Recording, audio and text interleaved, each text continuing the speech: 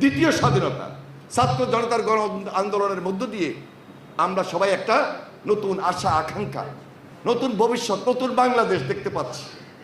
এই নতুন বাংলাদেশের কারিগর হলো এই শিক্ষকরা, এই ছাত্ররা।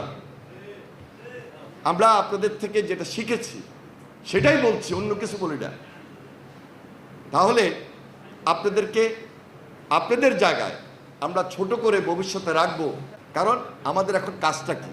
আমাদের কাজটা হলো এই বাংলাদেশে ভবিষ্যতে হারিয়ে যাওয়া যে গণতন্ত্র, এই গণতন্ত্রের ভিতকে শক্তিশালী করে একটা জনগণের সরকার প্রতিষ্ঠা করার জন্য লড়াই করা, আবারও সংগ্রাম করা।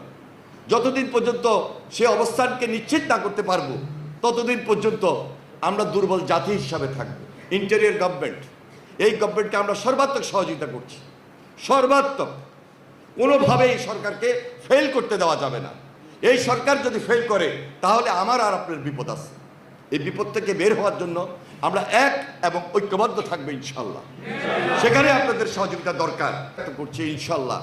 এই বাংলাদেশে একটা জনগণের সরকার প্রতিষ্ঠিত হবে। আপনাদের প্রতিনিধি হিসাবে আমি অতীতেও ছিলাম, ভবিষ্যতে আপনাদের সহযোগিতা, এই দায়িত্বটুকু গ্রহণ করার জন্য আপনাদের সহযোগিতাই তো কামনা করছি। সেখানে এই যে আজকে উঠে পড়ে লেগেছে, এটা আমাদের চ্যালেঞ্জ।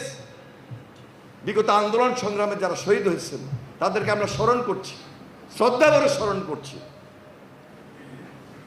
আমরা তো 15 বছর চেষ্টা করেছিলাম, এই আন্দোলন থেকে বের হতে পারি নাই। কিন্তু ছাত্ররা যখন আমাদের সঙ্গে কোটা বিরোধী, বৈষম্য বিরোধী আন্দোলন একত্রিত হয়েছে, এই মেধাবীরা, তাদেরকে নিয়েই তো আমরা গোল পয়েন্টে যাওয়ার চেষ্টা করছি। ব্যক্তি বিশেষ সমস্যা তৈরি হয়, সেই দিকে নজর না দিয়ে বৃহত্তর স্বার্থে, সমাজের স্বার্থে। কারণ এই সমাজটা তো শেষ হয়ে গেছে। বিগত 14, 15, 16 বছর এই সমাজটা ভেঙে চলে গেছে, খান খান হয়ে গেছে, নষ্ট করে দেওয়া হয়েছে। এই সমাজকে আবার নতুন করে গড়তে হবে। আর গড়ার কারিগর কিন্তু আপনারা। আপনারা বলতে আপনি এককভাবে নয়, আপনি সমষ্টিগত। আপনার ছাত্র আছে, আপনার ছাত্রী আছে, আপনার সমাজ আছে, আপনার শিক্ষকরা আছে, আপনার বন্ধু বান্ধব আছে, আপনার পরিবার আছে।